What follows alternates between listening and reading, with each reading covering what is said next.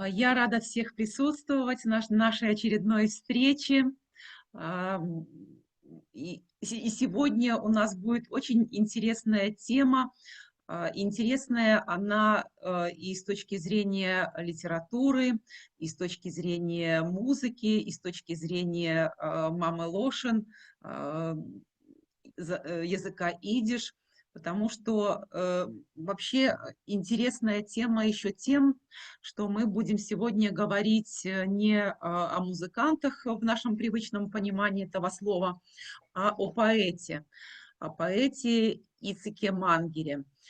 И тема сегодняшней нашей встречи – литературе Ицхака Мангера. Вы видите здесь необычное такое слово «литератория». Здесь встретились два слова «литература» и «тора».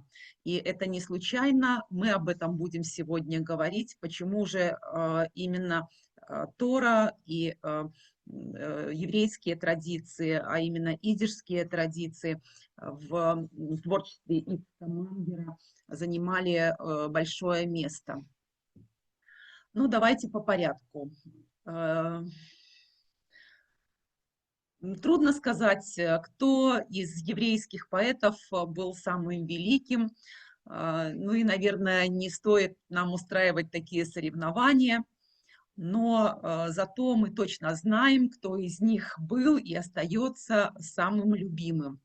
Это Ицхак Мангер, десятки стихотворений которого стали народными песнями. И сегодня у нас с вами будет очень много стихов, очень много песен. И начнем мы с такого. Давайте споем. Давайте споем без затей, как всегда, о том, с чем не вынесет сердце разлуки, о нищих, что в поле клянут холода, о мамах, что греют над пламенем руки, о бедных невестах, не спящих в ночи, и каждая ждет, что покажется ей в зеркале в отражении свечи милый, что посмеялся над ней, о цыганках, которым туз и валет помогают выдурить пятак, у брошенных жен, что клянут белый свет и, кутаясь в шаль, уходят во мрак. О служанках, что трудятся день-деньской и каждую ночь в подушку плачет. И солдатика каждая ждет с тоской и лучший кусок для солдатика прячет. Давайте споем без затей, как всегда, о том, с чем не вынесет сердце разлуки, о мамах, что в поле клянут холода, о нищих, что греют над пламенем руки, о девушках, что младенцев своих в летних сумерках тащат дрожа к чужим дверям, боясь, как бы их в полицию не отвели сторожа, о шарманках, чей тяжкий скрип в бедных дворах по пятницам слышен, о ворах, что попались на краже белья и должны теперь удирать по крышам, о старьевщиках, роющих везде в надежде, что счастье им улыбнется, о поэте, что неверной звезде верит напрасно, пока не свихнется. Давайте споем без затей, как всегда, о том, с чем не вынесет сердце разлуки, о стариках, что клянут холода, о детях, что греют над пламенем руки. Такое замечательное стихотворение в переводе Валерия Дымшица. Многие стихи Мангера были положены на музыку и стали популярными песнями. Ну, самые известные – это Offenweg steht обоим, у дороги стоит дерево, песня «Золотой Павы», знаменитая также музыкальная комедия «Песни Мегилы», Мигела Лидер, на музыку израильского композитора Дова Зельцера. И многие-многие еще песни, которые раньше носили такое название «песня народная». Ну вот она не народная, потому что у нее есть автор прекрасных слов Ицхак Мангер. Стихи Ицека Мангера включены в антологию мировой поэзии, но, наверное, нашему слушателю именно переводы на русский язык стали появляться в последнее время. И вот действительно это такой пробел, который мы обязаны с вами заполнить вот такими прекрасными словами и прекрасными песнями. И я хочу сказать о том, что действительно поэзия Ицека Мангера меня затронула мои вот такие музыкальные струны души, потому что действительно я познакомилась с этим поэтом через песню. Меня восхитили все образы, которые такими красками были рассвечены картинками. И вот каждое стихотворение Ицека Мангера – это какое-то действие, это какая-то сказка, это какая-то красивая метафора. И вот вы видите здесь такой красивый золотой павлин, который тоже является метафорой во многих произведениях Ицека Мангера. И вот здесь я привела его цитату, которая явилась таким пророческой строкой в конце жизни, как все евреи, благочестивые евреи, ехали умирать в Эрец-Исраэль. Так вот, Ицек Мангер свои дни окончил в Израиле и похоронен на кладбище в Эдере. И он сделал такое завещание: после моей смерти на ветви этого дерева прилетит птица, это будет моя душа. И вашему вниманию я хочу включить самую, наверное, узнаваемую, самую популярную песню, положенную на стихи Ицека Мангера «У дороги стоит дерево». Здесь будет перевод, я не буду время занимать переводом этой песни, но действительно Ицек Мангер затрагивает здесь такое очень важное для поэта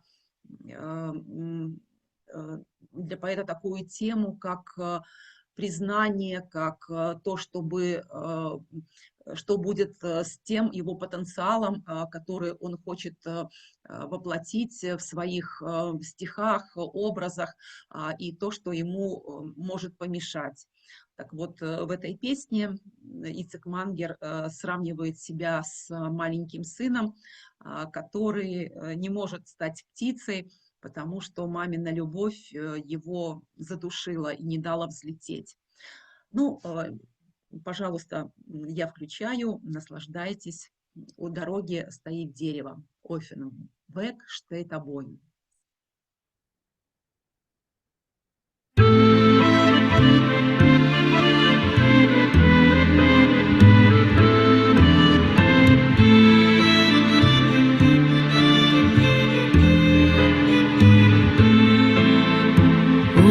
Weg steht der Bäum, steht der Reingebogen. Alle Vögel von den Bäumen seinen sich zerflogen. Dreiken Misach, dreiken Meiref und der Rest kein Dorn. Und dem Bäum gelost allein, Hefker fahren Storn. Sog ich zu der Mamen Herr, sollst mich nur nicht sterben, wenn ich mal eins und zwei bald ein Vogel wären. Ich will sitzen auf dem Baum und wollen verwiegen, über Winter mit der Dresd, mit der schönen Nigen. Ja, tari, tari, tari, tari, tari, tari, tari, tari, tari, tari, tam. Ja, tari, tari, tari, tari, tari, tari, tari, tam. Sog die Mame nicht ein Kind und sie weint mit Tränen. Weißt du, Lila, auf den Bäumen mir verfreuen wären. Sag ich, Mama, sie ist ein Schott, deine schöne Augen. Und nicht was, und nicht wenn, bin ich mir erfolgen. Wenn die Mama ist kreuen, sehr Gottes Willen, nimm sich mit der Schalke, kann sich noch verdienen. Sie kann loschen, du sich sie geht, a scharfer Winter. Und die Kutschmann nehm ich mit, oi weh ist mir bitter. Wie am Tari, Tari, Tari, Tari, Tari, Tari, Tari, Tari, Tari, Tari, Tam. Yam Tari, Tari, Tari, Tari, Tari, Tari, Tari, Tam. Und das Winterleibeln, du es so, du scheute, ob du willst nicht sein kein Gast zwischen alle Leute. Heb die Fliegel, sie ist mir schwer, zu viel Sachen. Hat die Mama angetan, ihr Feigele dem Schwachen. Guck ich treulich mir rein, in meine Mames Augen. Es hat Liebschaft nicht erlost, wären mir erfolgen. Auf dem Weg steht der Bäum, steht eingebeugen. Alle Pflege von dem Bäum, seinen Sicht verleugen. Ja, Tari, Tari, Tari, Tari, Tari, Tari, Tari, Tari, Tari, Tam. Ja, Tari, Tari, Tari, Tari, Tari, Tari, Tari,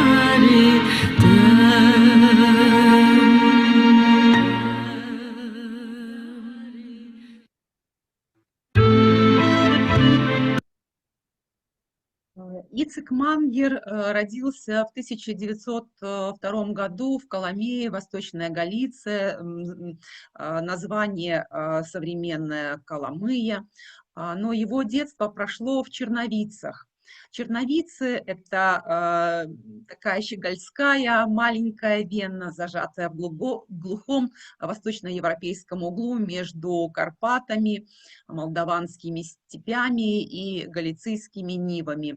Была не только столицей австрийской Буковины, но и одной из литературных столиц Европы. Черновицкие евреи, по крайней мере, образованные, говорили не на идиш, а на немецком. Из Черновиц вышла целая плеяда первоклассных поэтов, писавших на немецком языке.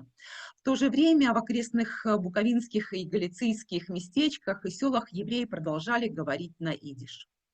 Мангер родился в семье портного, его дед был деревецким извозчиком, балаголом.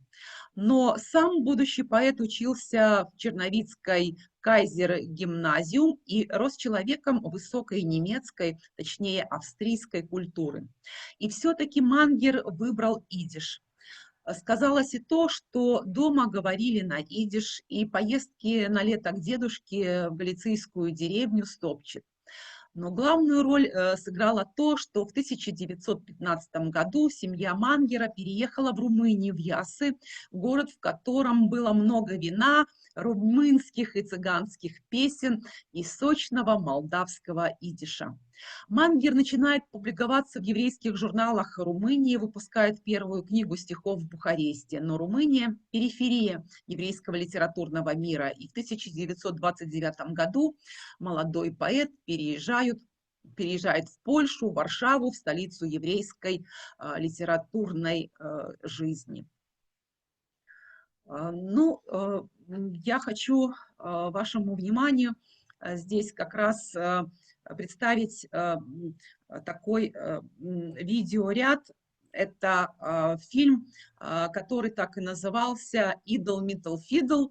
Это было целое и произведение, и так скажем, это был написан сценарий, но вот мюзикл, но в этом мюзикле как раз рассказывалось о том маленьком музыканте, который играл на скрипочке.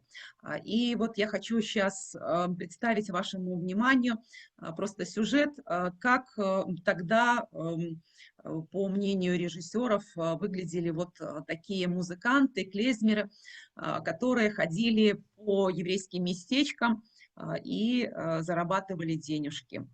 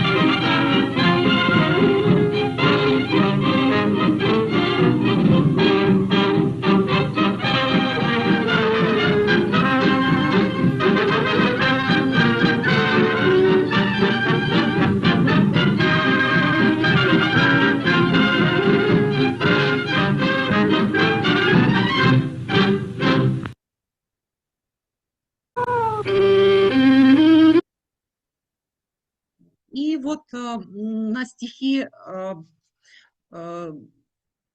Ицхака Мангера я хочу сейчас вашему вниманию представить вот это произведение, которое называется «Идол Миттен Фидл», мальчик-музыкант на скрипочке, ария на басу. И вот в исполнении Молли Пикон здесь «Идолы со скрипочкой». Хочу вашему вниманию представить с переводом эту замечательную песню. О чем говорится в этой песне? Жизнь, конечно, трудна, но музыканты, клезмеры не унывают. Как бы ни было плохо, не надо ни злиться, ни огорчаться. Этого просто не стоит делать. Надо идти вперед, и жизнь будет прекрасна. Ясно!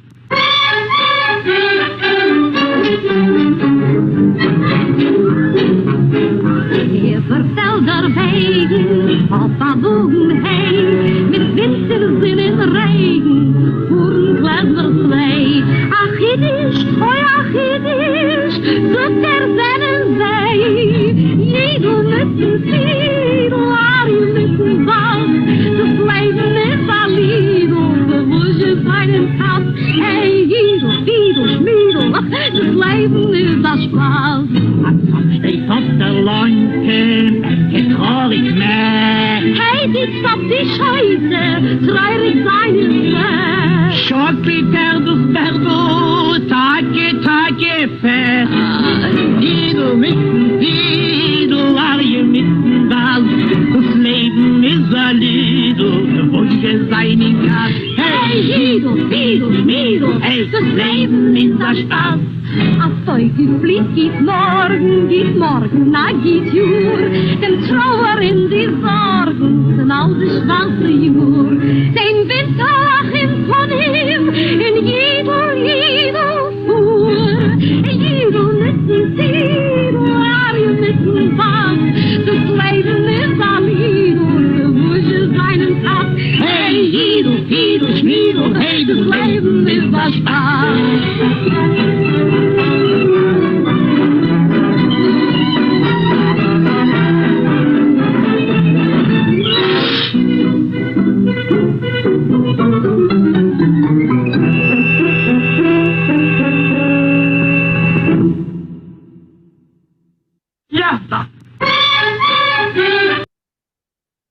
И вот, когда я готовилась к нашей встрече, я для себя с удивлением открыла еще одну песню на стихи Ицека Мангера, которая, наверное, была параллельно сочинена им, но там говорилось о мальчике-музыканте, цыганенке, который был голоден, грязен, оборван, но всегда был весел и ощущал себя королем.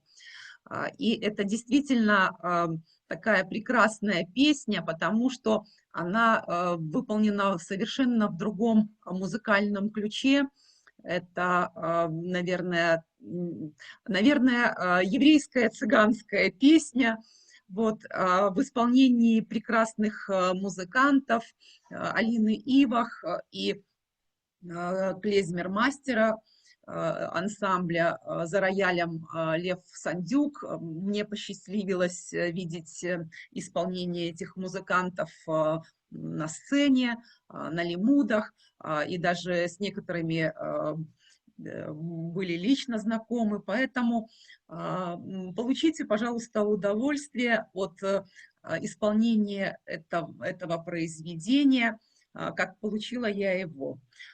Ну, о чем поется? Я цыган, мальчишка славный, симпатичный и забавный, будто царский сын веселый, хоть брожу босой и голый. Вышла мне лихая доля, брошен матерью я в поле. Вздернули отца крестьяне, как пошел к ним за конями. Эй ты, скрипка, скрипочка моя, ну заплачь же, так, как плакал я. Ведь знаем мы с тобой, что вечно лишь одно — красно, красно, красно, кровь и вино. Только скрипка за душою, и везде она со мною.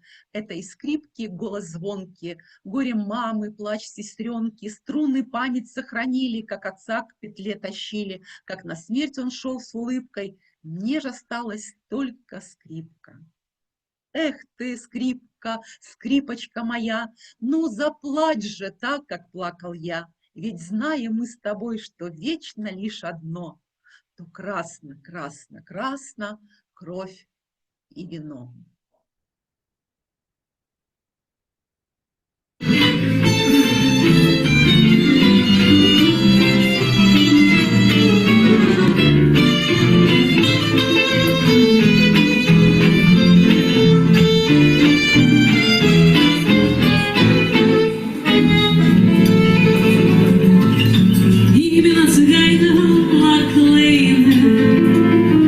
Onder, wie ze kastelen.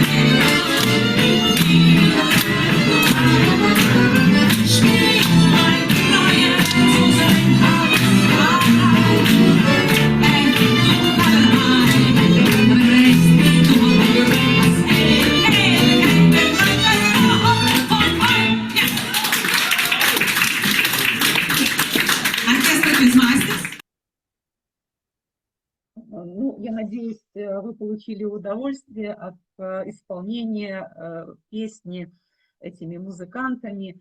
Здесь мне приходит в голову такой музыкальный анекдот. Чем отличалась, например, клезмеры еврейские от клезмеров нееврейских? Ну, там музыканты были интернациональными, так скажем, субстанциями, потому что на свадьбах, в основном они играли на свадьбах, и там был разнообразный репертуар, потому что были свадьбы и еврейские, и нееврейские, и пели на разных языках. Так вот, если это еврейская свадьба, то в первый ряд выстраивались музыканты-евреи. А если это была цыганская свадьба или какого-то другого, так скажем, например, венгерского или румынского, то вперед выходили музыканты вот этих национальностей. И вот так клезмеры играли по всей Европе, и действительно это была такая целая культура. Ну, я об этом могу много-много говорить, а мы с вами переходим как раз к следующему этапу творчества Ицека Мангера.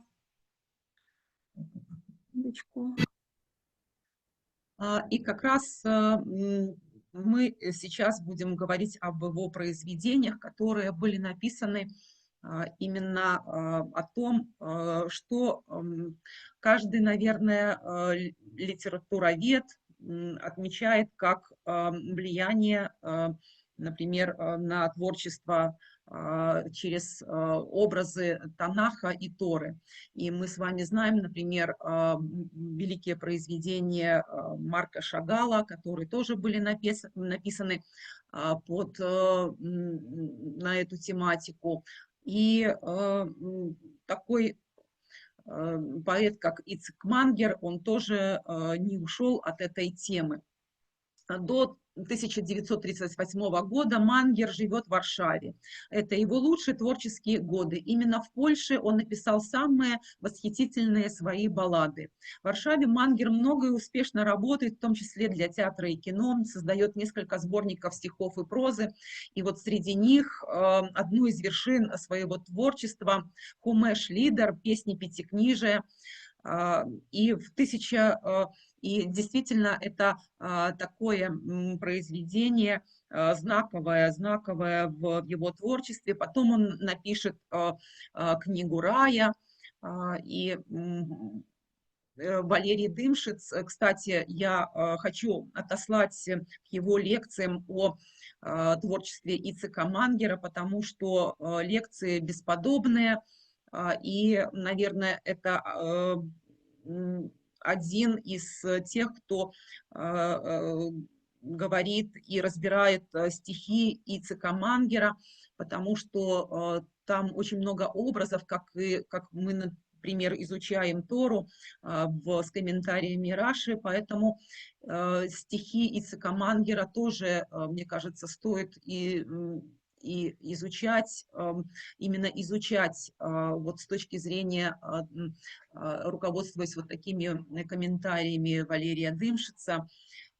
И здесь, наверное, по времени нам не хватит и разбирать с точки зрения литературы произведения Ицхака Мангера, но хочется мне как раз прочесть эти стихи и рассказать о том, что «Хумаш Лидер» — это книга очень еврейская, не только по теме языку, но вместе с тем и очень европейская. Да? В библейских балладах Мангера есть очарование подлинного примитива, которое было присуще, например, художникам Кватраченто. Это те художники, которые писали как раз в 1400-е годы, и мы знаем этих художников, которые брали темы из Библии и писали многочисленные картины. Вот, например, Мадонна сидит у окна, за окном родной городок художника где-нибудь в Тоскане, или, например, итальянский мужчина пашет на поле и убегает вдаль дорога, печальная и прекрасная, и над миром разлита такая дымка столь любимых Мангеров в сумерках. Ну и действительно, это тема удивительной книги Торы, напряжение между европейским модернизмом и еврейским поздним средневековьем, между Библией и повседневностью, точно задано двумя предисловиями. Первое стихотворение в прозе во французском духе, а во второе рифмованная проза. И действительно, поэзия Хумаш Лидер, где библейские проза выражена в городской балладе, наверное, самым прозаическом из поэтических жанров. В оригинале баллады песен Пятикнижия были впервые опубликованы в Варшаве в 1935 году и впоследствии вошли в книгу Мидреш Ицхак, толкование Ицхака. Эта книга впервые изданная целиком в 1950 году в Париже. Кроме Хумаш Лидер включает в себя еще 3 цикла библейских баллад. Портновский подмастерье, Ноты Мангер читает Танах, Руфь и Мегилла Лидер, песни книги Эсфири. И вот здесь я хочу как бы прочесть то, что сам написал Ицхак.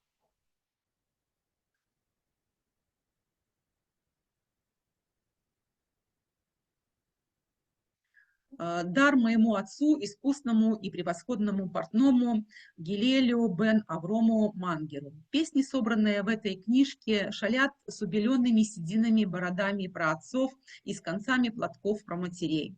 Такое вот интермеццо, что-то вроде видений в духе народной баллады. Искушенный читатель заметит, что ландшафт, в котором действуют персонажи Пятикнижия, не ханаанский, а скорее славянский. Я представлял себе Восточную Галицию. Этот ландшафт с ветлами вдоль дороги, вишневыми садами и странными тихими сумерками мерцает в моих воспоминаниях о раннем детстве. В обрамлении этого ландшафта мой отец, когда он был странствующим портновским подмастерьем, затвержевал пурим-шпили и разыгрывал их со своими товарищами. Пока я писала эту книгу, шутовской колпак пурим-шпиля маячил перед моими глазами, так же, как мамины поэтические благочестивые пантомимы над Тайч-Хумашем. Кстати, о ландшафте. Некогда, уезжая из Черновиц на каникулы к деду, в повозке деда балаголы Аврома Мангера. Вечер, смеркается. Тучи уже не тучи, а удивительное создание, что висят и лежат на ветлах вдоль дороги и пугают детскую душу. О, сладостный детский страх! Не везет ли меня дед, как Исаака, на жертвоприношение? У деда грустные глаза, у его кнута красное кнутовище. у Каурой правой пристяжной ободран бок. Хвала тебе, Господь, хвала, меня ты укрепил, чтоб слабую с твоей рукой свой труд я завершил. Усердно долго я сдувал пыль с наших праотцов, веков серебряную пыль и пыль высоких слов. И вот живые праотцы стоят передо мной, они приветствуют тебя, читатель дорогой. Теперь ты должен им внимать, уста, а святые готовы о чудесах рассказать, а тот, кто книгу сочинил, на то все силы положил, зовется Ицек Мангер, он Воложскою землей рожден.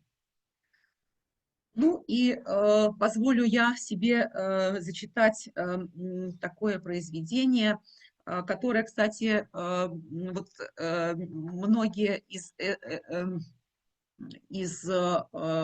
как раз песней Хумаша, они переведены на русский язык. И здесь я хочу еще отметить, что вот как раз жертвоприношение, потом я зачитаю. Здесь Ицек себя, конечно же, ассоциирует с праотцом Исхаком. Вот, кстати, деда его, Валагулу, также звали Авраамом. И поэтому вот то, что он себе представлял, что вот да, он едет на повозке своего деда, не везет ли его дед куда-нибудь, куда вез, например, Авраам своего сына Ицхака, и не хочет ли он сделать то же, что сделал праотец Авраам. И, например, Сара качает колыбель Ицхака, и вот она тоже поет песню. Все это произведение разбирает Валерий Дымшиц. Пожалуйста, если вам это интересно, заходите в YouTube, смотрите лекцию, вы их найдете, они в прямом доступе, пожалуйста. Итак, качает соры колыбель. Спи, Ицек, отец, на травке, на лужайке, пастух пасет овец. Одна сказала, это день, другая, это ночь. Смотри, галантерейщик Бел идет из лавки прочь. У Довид Бера в кузнице железо не звенит. И мельник перед мельницей на лавочке сидит. Одна сказала, это день, в молельне шум и гам. Кот рыбы учит с мышкой главу истории там.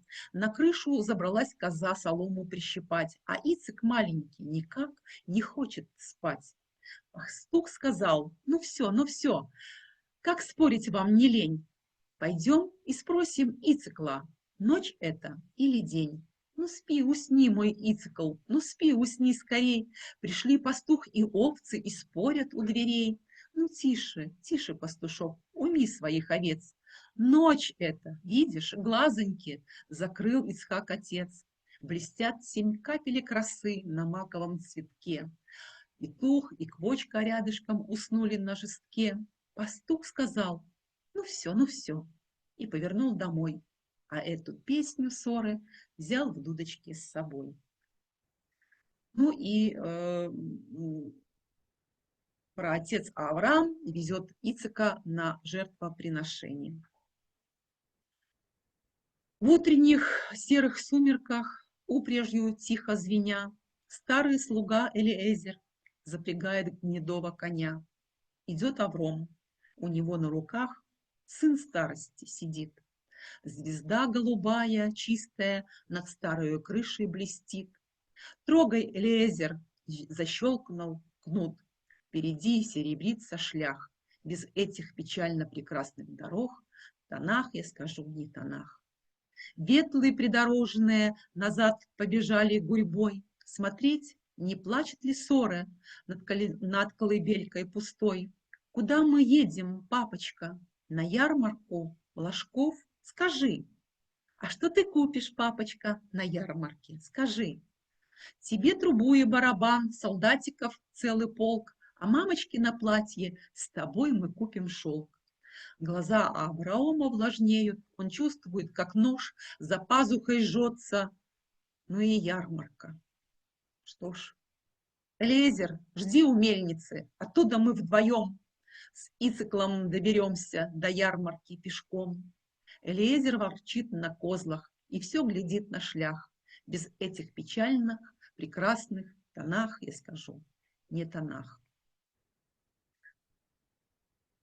Ну вот, и следующее стихотворение, наверное, пророческое, потому что жертвоприношение Ицика – это стихотворение более страшное, полубезумное, но и, собственно, и жутко пророческое. Написано в 1937 году.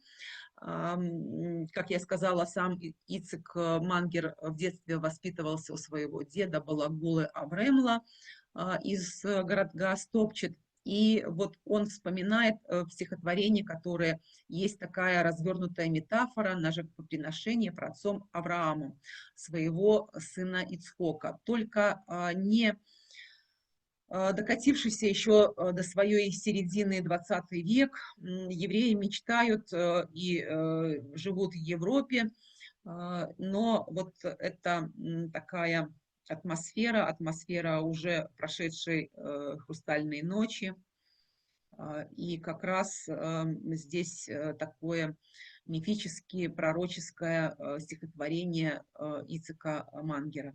качай меня, судьба слепая, я сплю и вижу сны с раскрытыми очами.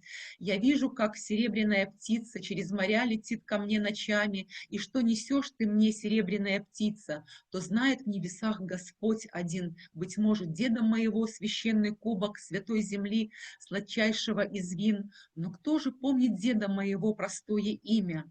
Вот он и сам уже идет ко мне, веселый балагул и городской извозчик. Эй, Ицик, ты готов? Сам будто весь в огне. Огнем его глаза меня сжигают, как две осенние холодные звезды. Его седая борода кружит по ветру. 7 слез больших в глазах, как от большой беды. Несет меня он, взял меня на руки сквозь города, деревни, выгребные ямы и города малы, деревни вдруг огромны, но он шагает через них упрямо и говорит мне: дед, ты помнишь, Ицик, давно, назад тому уже много-много лет, как мне явился с волей Бога Божий ангел, и дан был ангелу священный мой обет. Сейчас же передумал старый Бог и просит у меня он не ягненка, крови красной. Хоть сколько раз уже я раньше жил и сколько умирал, но все напрасно. Конец. Конец. Его мне милость не мила, и чтобы он там в небесах не думал, как ищи хорошо, что твоя мама умерла, она бы плакала. Тут тихо ветер дунул. Несет меня мой дед, мой добрый балагур-извозчик, сквозь города, деревни, выгребные ямы, и города малы, деревни вдруг огромны, и он шагает через них упрямо.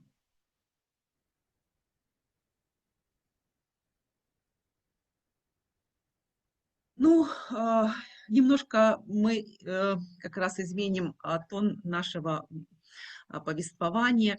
И, конечно же, как в еврейской жизни, слезы и радость идут рядом. И то же самое тема вот таких метафор, которые отсылают к давним-давним временам. И тут я вашему вниманию хочу предложить послушать песенку. Она очень, наверное, такая юмористическая, и как раз здесь рассказывается о большом-большом мудреце и цадике.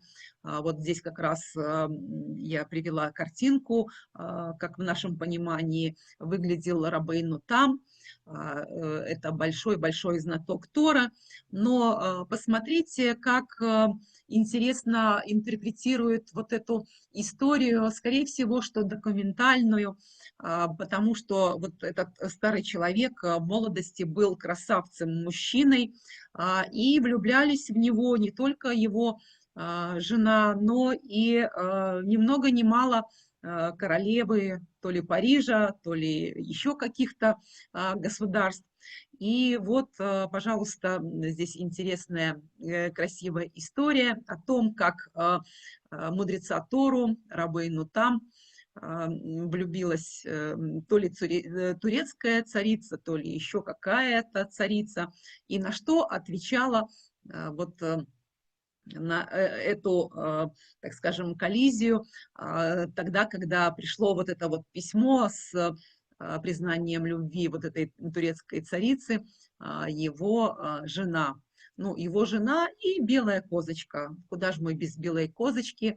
Это тоже метафора еврейской жизни. Вашему вниманию на стихи Ицека Мангера и музыку Герца Рубина, кстати, тоже очень знакового композитора, в переводе Гордона Рабейну Там, в исполнении моей любимой Хавы Альберштейн.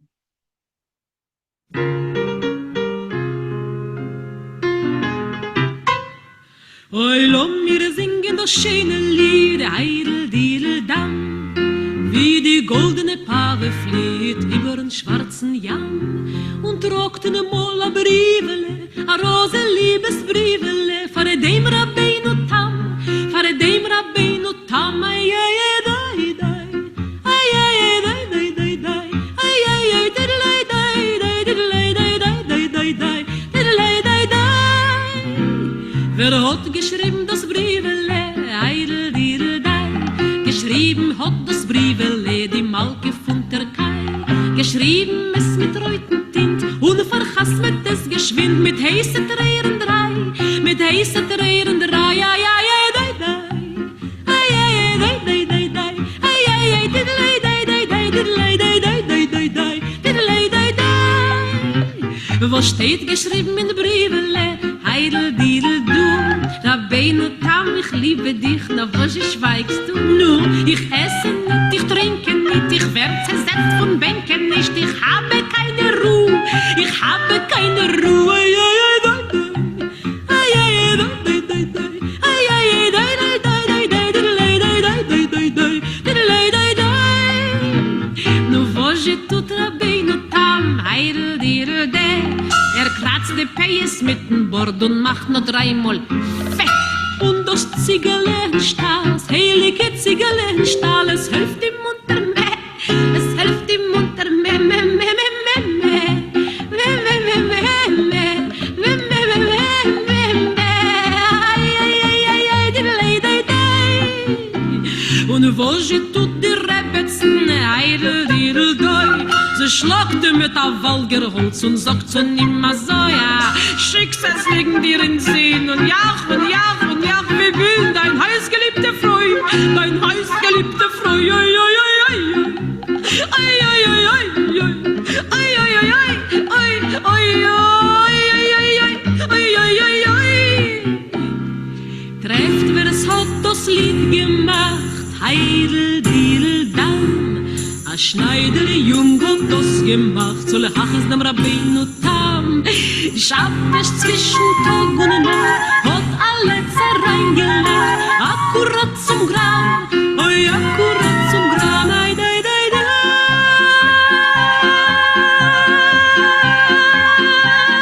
Ay, ay, ay, ay, dai, dai, dai, dai.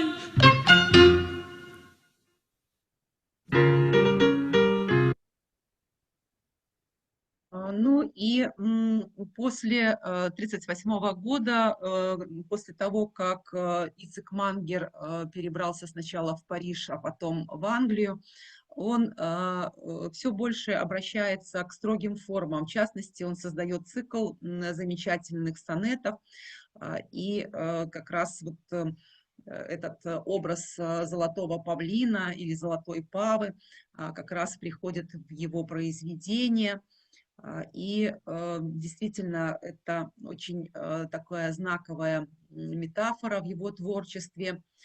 Здесь я хочу как раз следующим музыкальным произведением, опять же, в исполнении Хавы Альберштейн, вашему вниманию представить стихотворение «Золотая пава», которая улетела искать вчерашние дни.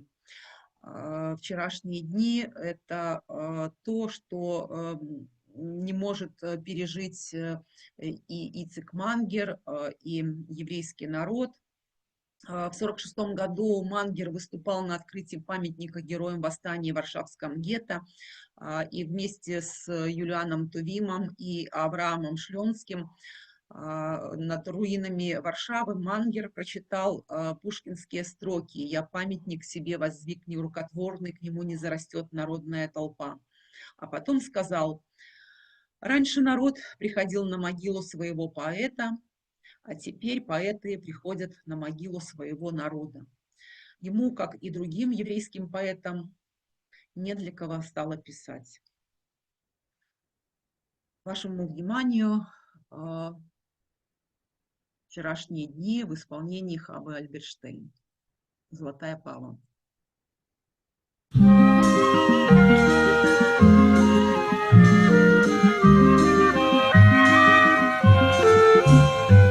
Ist die goldene Pave geflogen weg, kein Miserach suchen die nächtige Tag, Trilin, trala, Trilin.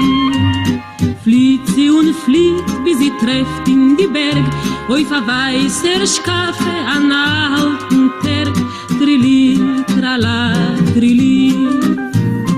Tut ihm die goldene Pave afreig, so hast du gesehen, die nächtige Tag, Trilin, trala, Trilin.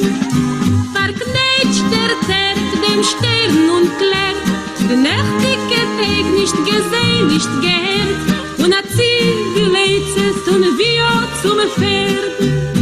Uns klingt in die Berg sein Ha-Ha-Ha-Ha, a goldener Vogel und a Narasa.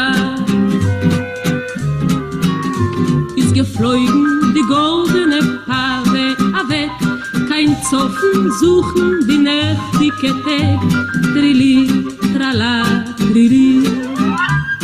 Seht sie a Fischer beim Brett von Jam, spreit aus sein Netz und singt zum Grane, Trilli, trala, Trilli. Tut ihm die goldene Pave afreig, so hast du gesehen, die nächtige Tag, Trilli, trala, Trilli. Verknetscht der Fischer dem Stern und klärt, die nächtige Tag nicht gesehen, nicht gehört, die nächtige Tag nicht gesehen, nicht gehört. Und verendigt sein Lied mit Tra-la-la-la, a goldener Vogel und a Narasa.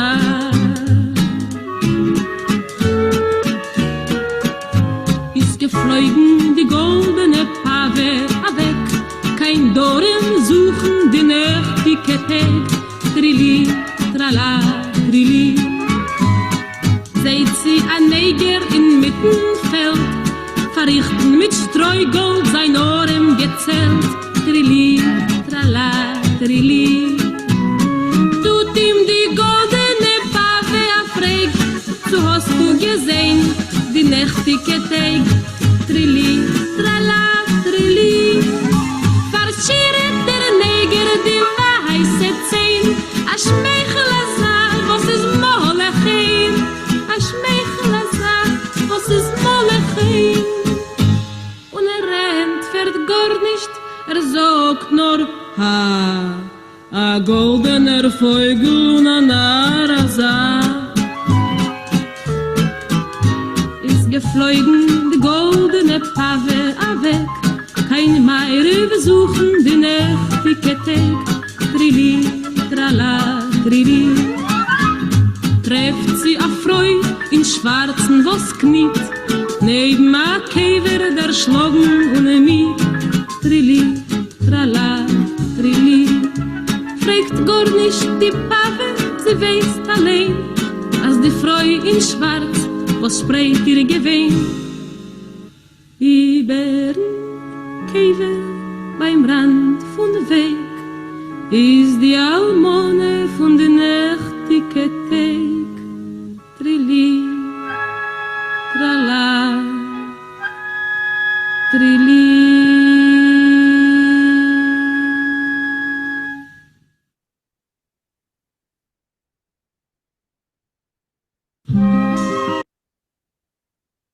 Ну,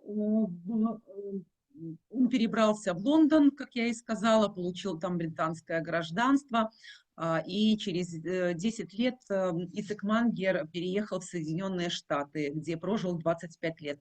Именно там, в нью-йоркских бюро Бруклина, Квинса, Бронкса, он прославился как масштабный поэт, наследник Шолом Алейховской школы в прозе.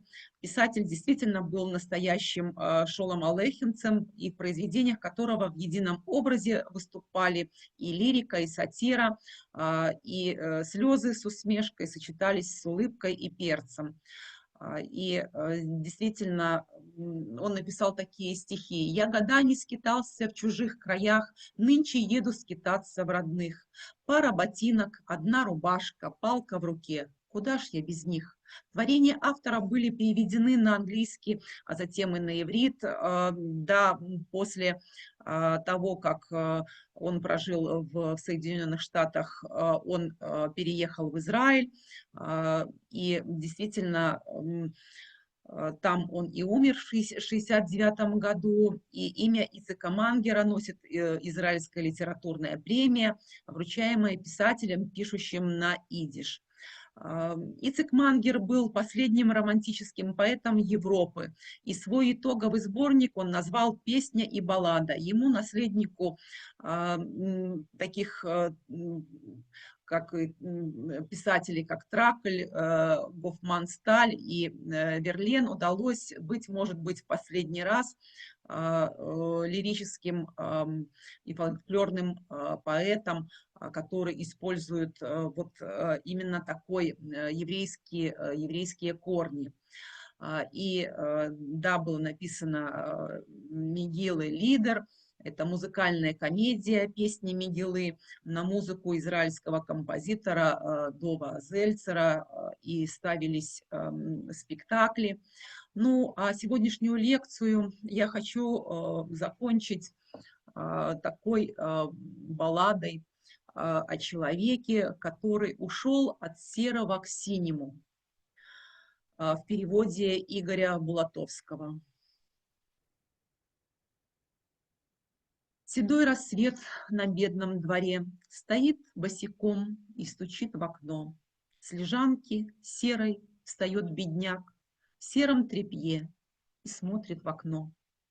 Котомку закидывает на плечо и серый посох в руку берет, и потихоньку уходит прочь, и вместе с ним серый шлях идет. Идет он, идет, все серо вокруг, все давит свинцом и застит глаза, и грустно седому бедняку в глазах у него блестит слеза. Блестит слеза и катится вниз в седую бороду бедняка, и борода седая светлей от блеска этого огонька. Но что слезы, серебряный свет? Мгновенье, другое, и вот ее нет. У серых ветел встает бедняк и молится, чтобы унять грусть. Господь Всевышний, прошу, сотри седую краску с дорог, и пусть скитания мои по земле Твоей будут чуть легче и чуть светлей. Молитва. Голубой мотылек кружит перед ним синевы клочок. Синяя точка среди всего серого, сером вокруг него. Дальше бедняк идет. Идет, седая корчма на развилке встает, хозяйка русая перед ней в синем платье стоит и ждет. Глядит на платье бедняк, сам не свой, пьют, не напьются глаза синевой. Говорит хозяйка: Бог помощь вам, хоть на минутку зайдите к нам. В пути вы, наверное, уже давно, а тут у нас и хлеб, и вино. Он дверь отворяет, входит в дом и видит синенные стены в нем. В углу хозяин дома сидит и сказку младшенькому говорит о синем царстве, о том, что оно синей рекою окружено. Так много для бедняка синевы, что он засыпает от синевы. Шлях вьется во сне, и шлях синева, котомка и посох его синева. птица летит, и она синева, поле, река и лес синева. Девица хозяева дышит едва, из гостя выплескивается синева, и в комнату хлещет она, и потом хлещет из комнаты прямо в дом. Кто плачет, слышишь? Как дитя, снаружи плачет серый шлях. Зачем бедняк бросил меня снаружи на 4 ветрах? Будет хозяин на гостя, пора. Снаружи вас ждет дорога. Во сне улыбается гость, он стоит перед синим царством у синих ворот, открывает ворота, а с той стороны 3 города синих в долине видны. Девица хозяева дышит едва, из гостя выплескивается синева, и в комнату хлещет она, и потом плещет из комнаты прямо в дом. И вот она, шепот, лепет, полет, шелест и шорох, и пенье высот, корень и дерево, ветка, листва, греза из грез, облака и трава, и вот она, капля, ручей, волна, и тайна, и рифма, и глубина, и шаг, и топот, и смех, и пляс, и радость, и счастье, и вечность, и час. Мерцание, свечение, и свет, и блик, и тень, и тепло, и облик, и лик. Девятся хозяева, дышит едва, из гостя выплескивается синева. И в комнату хлещет она, и потом плещет из комнаты прямо в дом. И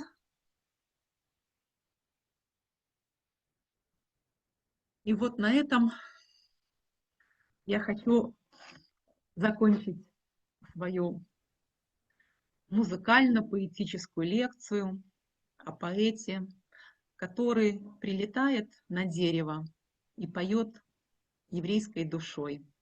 Этот поэт Ицхак Мангер. Мариночка, большое спасибо. Огромное спасибо. Такое удовольствие получила, как будто бы я в театр сходила. Ну, в рамках нашей сегодняшней лекции мне хотелось, конечно, больше песен вам представить, но если вы хотите ближе как раз познакомиться с творчеством Ицхака Мангера, как раз отсылаю вас к лекциям Валерия Дымшица. Мне кажется, кроме него, вот я сейчас тоже, когда готовилась к нашей сегодняшней лекции, вы знаете, очень глубоко и подробно, мне кажется, никто так не делал такие подробные лекции о произведениях Ицхака Мангера. Пожалуйста, находите, вы получите истинное удовольствие.